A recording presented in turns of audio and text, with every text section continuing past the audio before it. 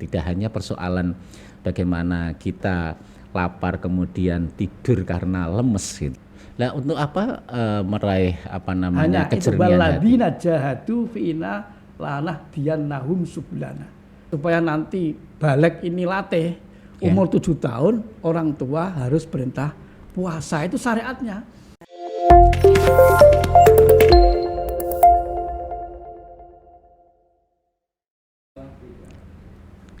Assalamualaikum warahmatullahi wabarakatuh.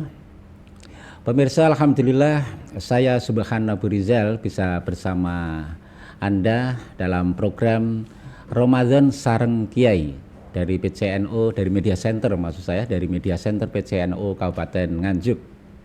Semoga kehadiran kami dalam program ini mampu menambah kualitas puasa kita di bulan Ramadan 1445 Hijriah ini.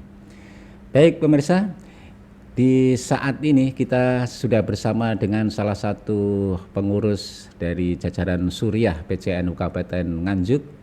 Beliau adalah Kiai Haji Ali Zainal Arifin yang sudah Zainal Abidin yang sudah bersama saya di studio Media Center saat ini. Baik, kita akan langsung saja bersama beliau. Assalamualaikum, Yai. Waalaikumsalam warahmatullahi wabarakatuh. Ya, Yai atau Gus ya, saya lebih akrab Gus ya. Gus Kanang. Gus Kanang. Iya. Nama Gus Kanang populernya lebih akrabnya Gus Kanang, kita panggil beliau ini. Meskipun nanti sampai sepuh ya tetap Gus aja ya. Ya, baik Gus, kita akan mohonkan perbincangan atau nasihat-nasihat Gus Kanang terkait dengan amalan puasa yang setiap tahun kita laksanakan ini. Lapar, haus di siang hari atau pada saat puasa tentu sudah menjadi hal yang lumrah atau biasa karena memang itu menjadi salah satu rukun kita menjalankan puasa. Nah, yang paling penting adalah seberapa dampak puasa ini dalam menjaga hati kita. Tidak hanya persoalan bagaimana kita lapar kemudian tidur karena lemes gitu, tapi lebih berefek bagus terhadap hati kita. Itu yang kita mohonkan nasihat Gus. Terima kasih. Di antaranya Allah Subhanahu wa taala berfirman, A'udzubillahi minasyaitonirrajim. Bismillahirrahmanirrahim. Ya ayyuhalladzina amanu kutiba alaikumus syiyamu kama kutiba alal ladzina min qablikum la'allakum tattaqun. Hai orang-orang yang beriman, telah difardukan atas kamu semuanya puasa agar supaya kita bisa takwa. Inilah tujuan Allah memerintahkan, menyariatkan puasa agar supaya menjadi orang yang takwa. Ibadil mufassir, orang yang takwa adalah ditafsiri dengan hadis Nabi Muhammad SAW yang berbunyi, ad-dunya mal'unatun wa mal'unun ma fiha illa dzikrullah aw aliman aw muta'alliman.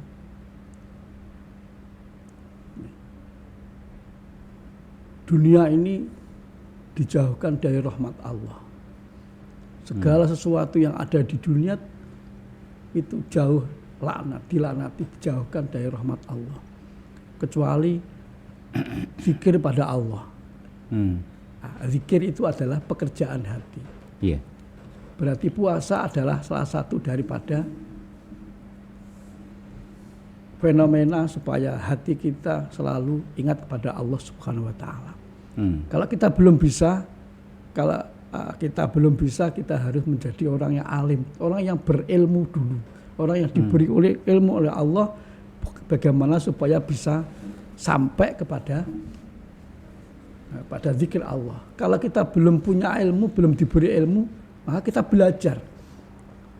Maka syariat itu yang pertama kali adalah kita belajar untuk menata lahiriah, yaitu hanya dengan kita kalau puasa adalah tidak makan, tidak minum, mulai setelahnya keluar fajar Nggih. sampai dengan terbenamnya matahari. Matahari. Ini dalam fenomena untuk mengarah terhadap kebersihan hati. Di antaranya seperti itu. Sebagian dalam kitab Burhatun Nasik itu ada. Allah membuat nafsu, menciptakan nafsu. Awal-awal disuruh ibadah, disuruh apa-apa, nggak mau. Akhirnya Allah tidak memberi makan, tidak memberi minum kepada nafsu. Beberapa hari, beberapa bulan, akhirnya setelahnya itu seperti puasa seperti itu. Nafsu disuruh untuk ibadah, mau, berarti hatinya benar-benar ingat kepada Allah, dzikr Allah itu. Nah, tapi hubungannya tadi kalau kita belum bisa, kita harus, orang yang punya ilmu saja belum mampu untuk dzikir pada Allah kalau tidak ada. Tidak, dzikir Allah itu ya semuanya dari Allah kalau kita nggak tahu. Yang paling penting kita syariat tadi. Maka dari itu ulama di dalam masalah ini membagi orang yang puasa ada 3. Yeah. Nomor 1 saumul umum, nomor 2 saumul khusus, nomor 3 saumu khususil khusus. Puasa umum adalah hanya tarku ta'am wa syurb min tulu'il fajri ila hurubis syamsi, itu aja. Walaupun setelahnya itu pokoknya walaupun tidur atau enggak, yang penting sudah seperti itu, sudah umumnya seperti itu. Nah, itu syariat itu harus dipelajari dulu dari kecil. Makanya syariat agar supaya nanti balik ini latih umur 7 tahun orang tua harus perintah puasa, itu syariatnya.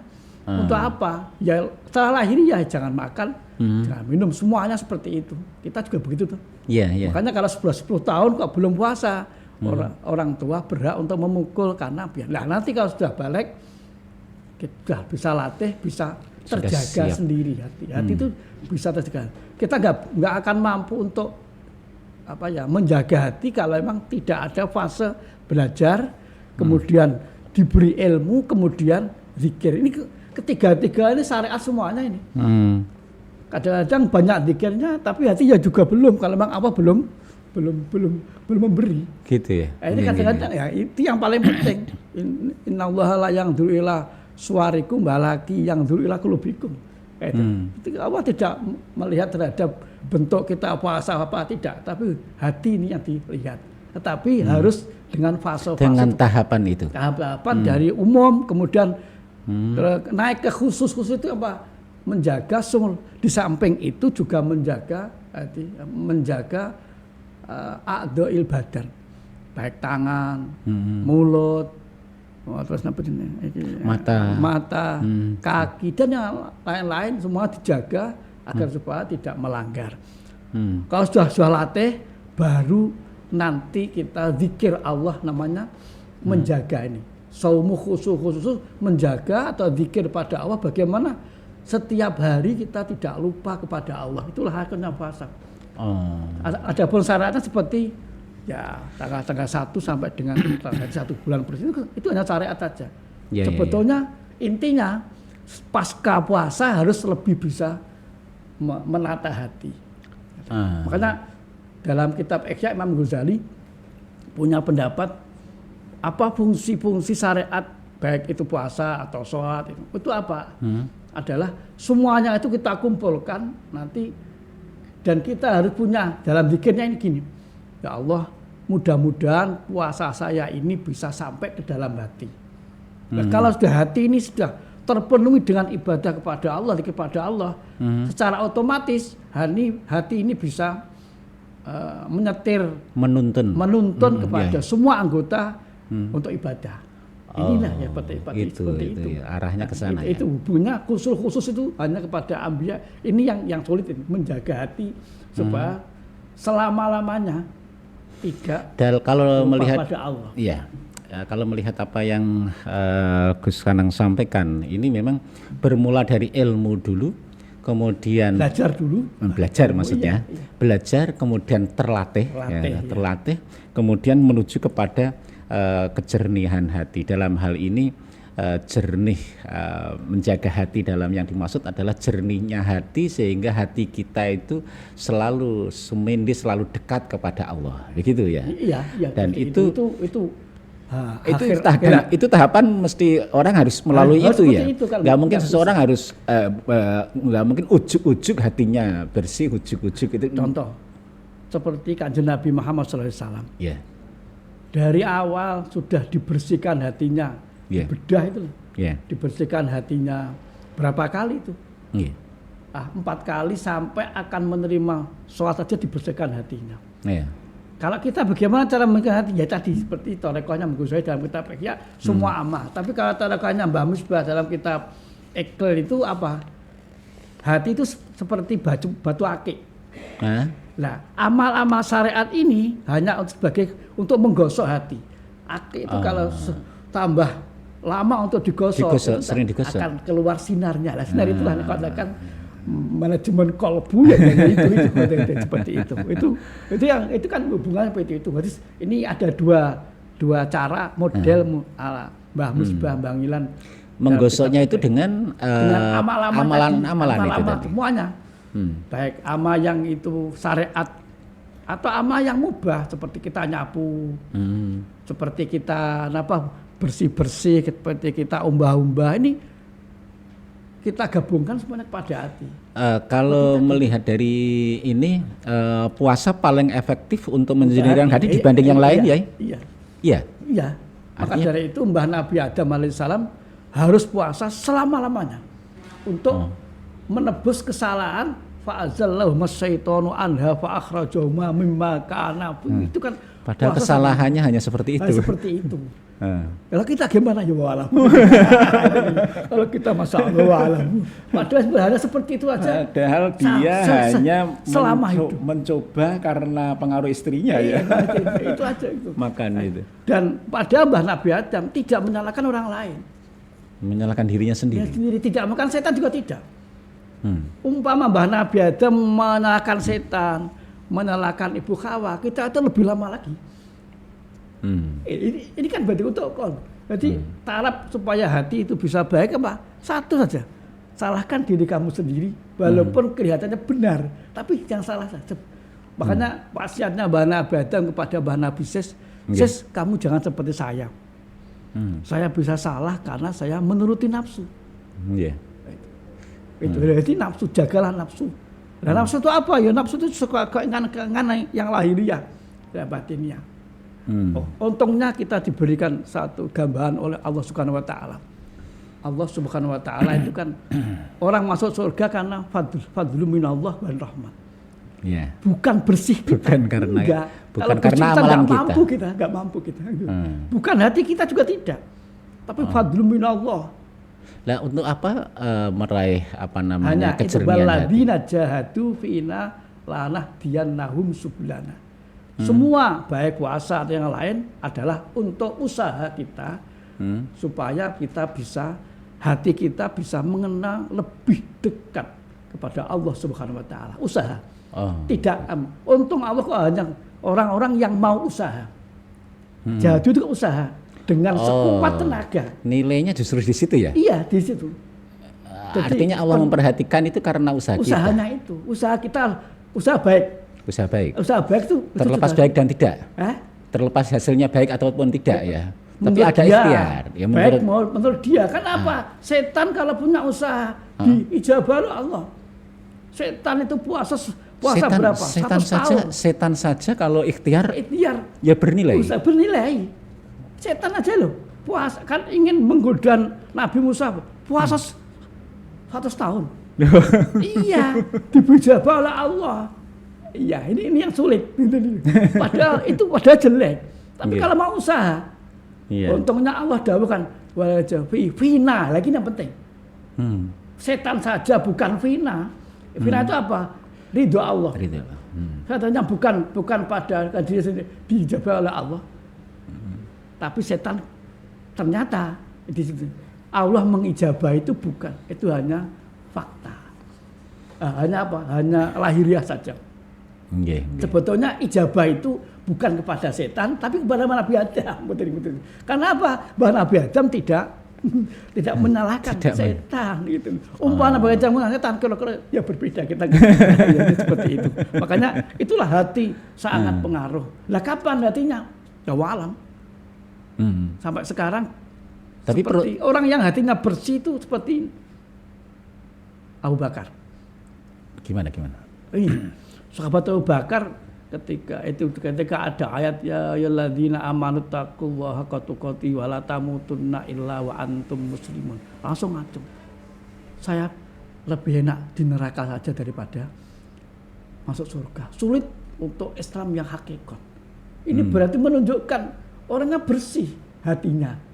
Jadi kalau kita katakan saya ikhlas, saya bersih, itu belum bersih berarti masih ada titik apa? Titik setannya ada. Masih ada. Iya, seperti itu kan berarti masih belum bersih. Seperti sahabat Umar bin Khattab. Lebih mudah mungkin dipahami, bersihnya hati itu adalah bersihnya dari nafsu-nafsu gangguan-gangguan yang menjauhkan Allah Subhanahu wa taala. Itu aja yang itu. Semuanya bertendensi kepada Allah. Semuanya pun bertendensi kepada Allah Subhanahu wa taala. Itu aja yang paling penting, dan lebih-lebih puasa itu lebih maksud saya mengarah kepada artinya puasa ini menjadi sebuah media yang paling efektif untuk membersihkan hati. Itu ya puasa ini yang paling itu seperti itu. Itu sekedar seperti itu. Kalau seseorang sudah bersih ya, kalau seseorang sudah bersih itu yang diharap kedekatannya kepada Allah atau ketenangan berdampak kepada dirinya sendiri atau apa kalau orang sudah bersih? Orang yang bersih adalah orang yang selalu mengedepankan ibadah. Itu aja. Lahiriah. Contohnya seperti Kanjeng Nabi Muhammad SAW ketika ada ayat ini loh, wawadokna angka wisrok. Ya. Saya telah menghilangkan dari kamu Muhammad. Ya. Dosa-dosa. Begitu ada dosa itu langsung sholat sampai apa itu kakinya bengkak melecet. Itu loh. Ya. Yang paling penting itu saja. Apa-apa dinilai ibadah. Itu aja yang paling penting. Itu mengarah kepada sana. Ya, karena hakikatnya adalah ketaatan ya kita. Pada akhirnya kan seperti itu. Jinna wal insa illa liya'budun. Iya, pada akhirnya itu kuncinya kan di situ ya sebenarnya. Jadi ibadahnya ya itu. Iya. Sampai kapan? Jadi beneran kita bukan ibadahnya, istiqomahnya. Alladzina qalu rabbunallah tsumastaqamu. Jadi mengabadikan istiqomah kepada Rabbuna Allah itu. Nilai pertama adalah nilai ilmunya, kemudian nilai usaha belajarnya, kemudian usaha ikhtiar beribadahnya, kemudian di situ terakhir adalah wa alaihi tawakal pada Allah. Itu ini jadi selalu tawakal kepada Allah. Allah sudah begini. Nomor 2, jangan banyak menuntut. Ada yang mengatakan itu sebenarnya hakikat dari kenikmatan seseorang atau kebahagiaan seseorang. Iya tuh. Betul kan? Iya. Bahagiannya ya di situ itu. Nah, teman kebahagiaan hakiki ya besok telah meninggal dunia. Itu aja. Kalau kita sekarang belum tahu. Itu dia. Iya. Baik Gus, terima kasih sekali. Meskipun sekelumit, tetapi ini penting untuk sama-sama kita pahami bahwa apa yang kita lakukan selama 1 bulan Ramadan ini, dari tahapan-tahapan itu, mulai dari kita belajar, berikhtiar sungguh-sungguh apa yang harus kita lakukan dengan tuntunan secara syar'i ya. Puasa kita harus menahan makan, menahan dan seterusnya itu, dan pada akhirnya disitulah letak kejernihan hati, dan kuncinya sebenarnya puasa itulah media paling efektif atau ibadah yang paling efektif untuk menjernihkan menjaga hati kita. Baik, sebelum kita akhiri mungkin ada pesan terlebih dahulu Gus. Mari kita satu saja, man fariha qala Nabi sallallahu alaihi wasallam, man fariha bidukhul Ramadan haramallahu jasadahu alan niran. Orang yang gembira atas datangnya bulan Ramadan, maka Allah akan mengharamkan jasadnya masuk neraka. Mudah-mudahan kita gembira. Amin. Orang nomor 2 mau yang susah karena akan ditinggal Ramadan berarti Ya. ahli surga, mudah-mudahan seperti itu. Oh, gitu. Yang kedua, Oke. maqama Ramadan iman wa ihtisaban hufira ma taqaddama. Orang yang selalu mendeteksi diri Ya. ibadah pada bulan Ramadan dengan iman dan mencari ridha Allah, maka akan diampuni semuanya dosanya, baik yang sudah dilakukan atau yang belum dilakukan akan diampuni. Ya. Itulah itu aja. yang Semoga dapat. menjadi Mudah-mudahan ada dorongan manfaatnya. lah, dorongan Pokoknya kepada kita. diri kamu sendiri, Gitu. mudah-mudahan bisa puasa lahir batin gitu. Amin amin. Ya, terima kasih Gus Kanang atas nasihat-nasihatnya kepada kita semuanya pemirsa.